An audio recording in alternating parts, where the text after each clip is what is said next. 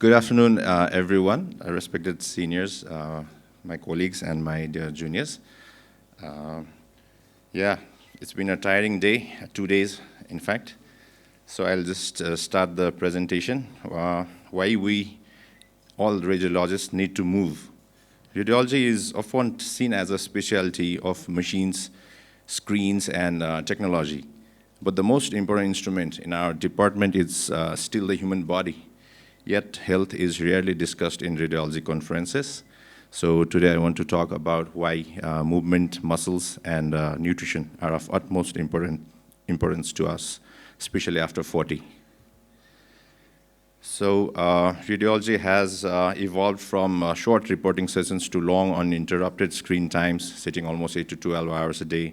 And the growth of IR has led to prolonged standing, wearing heavier protective gears. There's increased workload pressure and burnout. We are in static posture with our neck inflection. There's high cognitive load. Our meals are irregular. We are highly dependent on caffeine, high sugar, and there's low protein intake, and we are dehydrated most of the time. And on top of that, the night duties disrupt our circadian rhythm. So these all things go wrong. I hope you can identify with this. We all have neck and back pain, knee and foot strain in our IR colleagues, shoulder impingement to the radiologists who do ultrasound whole day. We are at the risk of obesity and metabolic syndrome. There's risk for cardiovascular diseases, vitamin D deficiency, because we, I think, almost never see the sun of the day. And there's a risk of sarcopenia after 40. Our cores are weak. We have sleep disorders and dry eyes. We save lives daily, but quietly sacrifice our own bodies. So what is the way forward?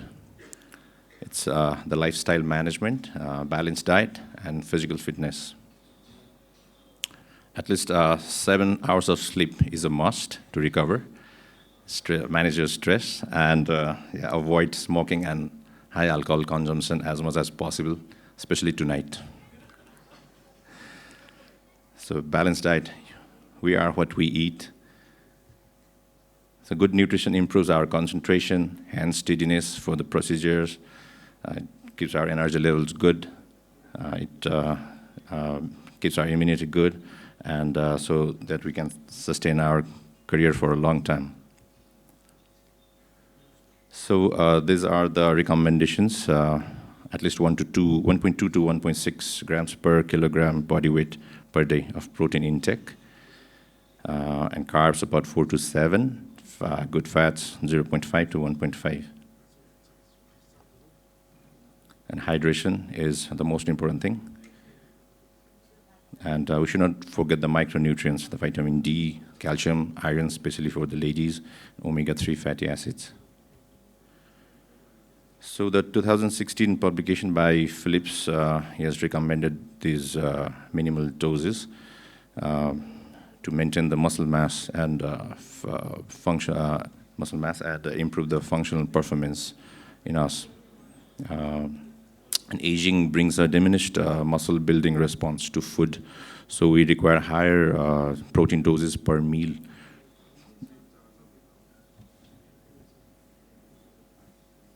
And it's better to distribute the protein intake evenly, like for about 60 kg individual, its total is about above 96 grams of protein, so you divide it in 30 grams each meal, rather than concentrating it in one meal. And high-quality protein matters like the dairy, the meat, and eggs. And protein consumption combined with resistance exercise is the most effective approach to counteract muscle loss. And there's no evidence-based link between the higher protein diets and impaired renal function or poor bone health, which most of us are scared about. So physical fitness, why we need it. It's not only about the gym bodies, it's about endurance, postural strength, core stability, flexibility, and above all, mental clarity. And benefits specific to us are reduced MSK injuries, there's improved stamina during the long procedures, better focus and diagnostic accuracy, faster recovery along the long shifts, and lower burnout risk. And for the IR colleagues here, fitness is a patient safety issue when procedures last more than 6 hours. So muscle is not only cosmetic, it's metabolic, it's a longevity organ, it improves insulin sensitivity, protects bone density, maintains posture and joint health, and prevents fall, frailty, and disability. But it declines rapidly after 40 if we don't train them. We lose about 1% of our muscle every year if we are inactive. And it accelerates after menopause and andropause. And most of the muscles are replaced by fat as we get older. So if we maintain a healthy lifestyle, then we can reduce the total body fat percentage. But why cardio alone is not enough? Because without resistance training, muscle loss continues, the bone density drops, and fat redistributes centrally. There's skinny fat risk. The skinny fat describes the individuals with a healthy BMI, but higher body fat percentage and low muscle mass. It carries significant metabolic risks, similar to obesity, including high risk for type 2 diabetes, heart diseases, high BP, silent arterial damage, and stroke. So you can still be slim and metabolically sick.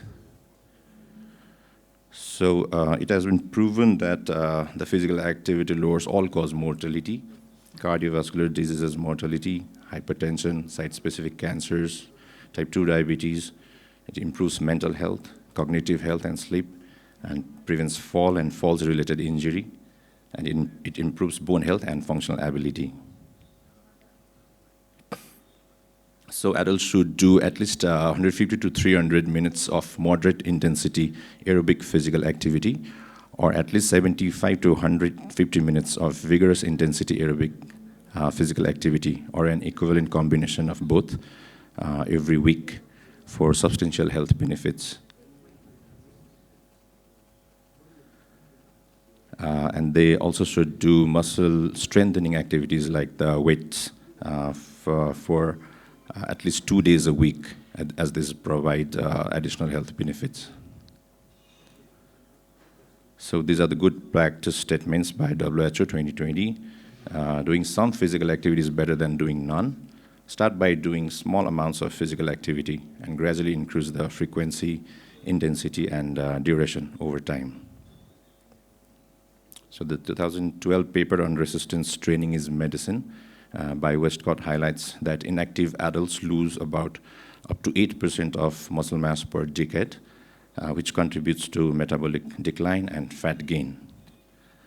And resistance training is a critical tool for disease prevention and health promotion in the general population. So how resistance training or strength training builds muscles?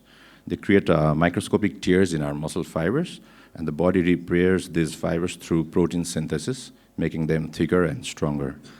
This process, combined with increased metabolic demands, reduces fat and builds lean muscles. So the key mechanisms include progressive overload, with consistently increasing the weight, reps, or frequency, forces the muscles to adapt to greater stress, leading to growth. And lifting weights triggers the release of hormones like testosterone and human growth hormone, which are essential for repairing and growing tissue. Resistance training stimulates both muscle repair and increase in the muscle strength.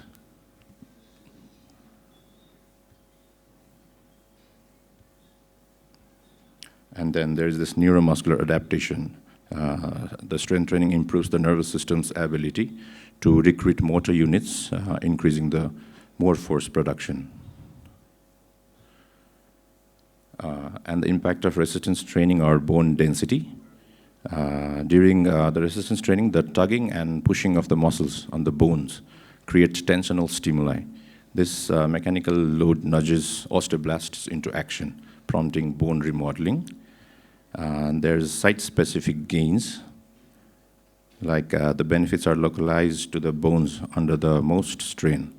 So multi-joint exercises like squats, leg presses, and deadlifts are highly effective for the lumbar spine and the femoral neck, the areas most prone to fracture. And magnitude matters. High-intensity training using loads at 70 to 85% of your 1 rep max. Suppose your 1 rep max is 100 kgs. You can lift about 70 to 85 kgs, and it is more effective than low-impact activities like swimming or cycling, which provides little to no stimulus for bone growth. And then there's fracture prevention. Beyond increasing density, resistance training enhances physical stability and balance, which significantly reduce the risk of falls, which is the leading cause of osteoporotic fractures. So the 10 weeks of resistance training increases our lean body weight by 1.4 kg, that's pure muscle mass, and reduction of fat by up to 1.8 kg. The resting metabolic rate increases by 7%. There's improved insulin sensitivity and decreased visceral fat. There's reduced resting BP and improved blood lipid profiles. There's increased movement control and functional independence, and up to 3% increase in bone mineral density. There's improved cognitive abilities, self-esteem, and decreased symptoms of depression. So previously, sedentary adults, the frequency is about 2 to 3 non-consecutive days per week, alternate days a week, 8 to 10 multi-joint exercises targeting major muscle groups, and 2 to 4 sets of 8 to 12 reps per exercise. And the technique is controlled reps through a full range of motion. So these are the most common compound lifts. The top 3 are my favorites, also called SBD in short: squats, bench press, and deadlifts. So these are the muscles activated by this compound movement, almost all of the muscles of the lower limbs, the abdominals, and the back muscles. This is the bench press.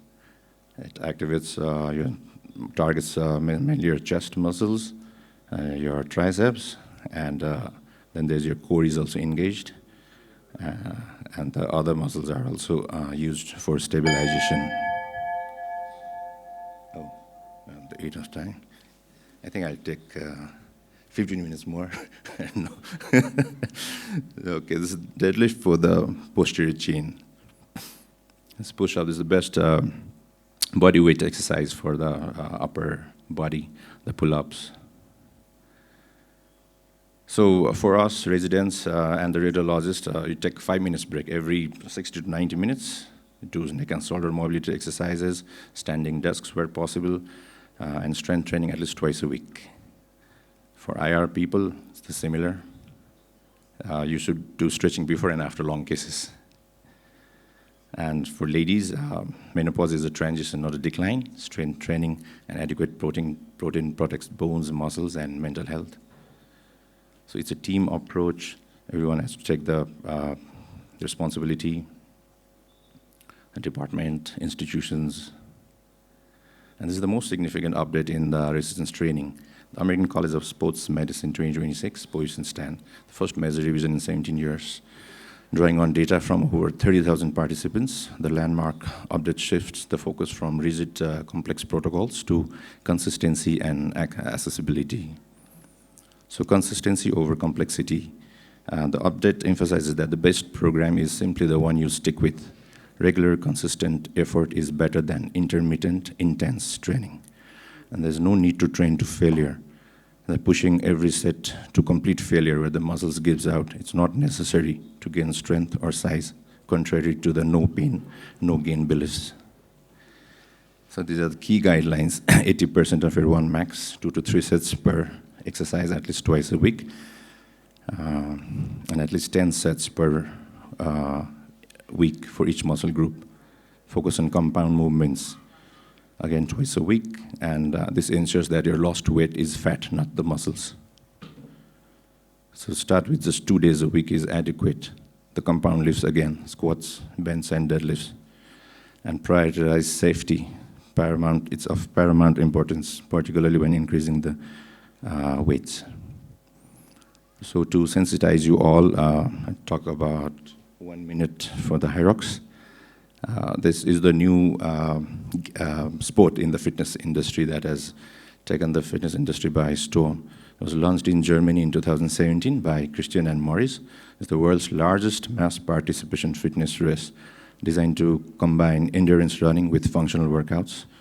And it has experienced 100% year-on-year growth with projections for the 25-26 season, expecting to exceed 1.3 million participants competing in over 80 to 100 plus global races.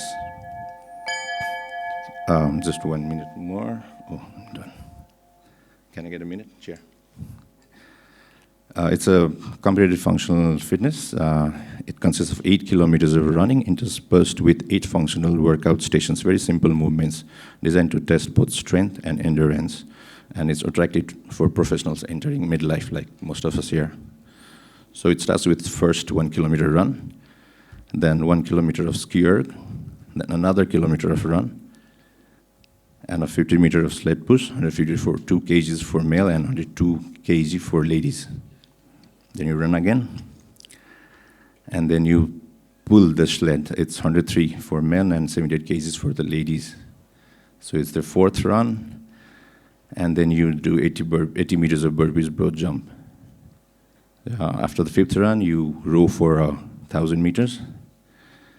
And after the 6th run, you do farmer's carry of 24 kgs in each hand for a distance of 200 meters and 16 kgs for ladies.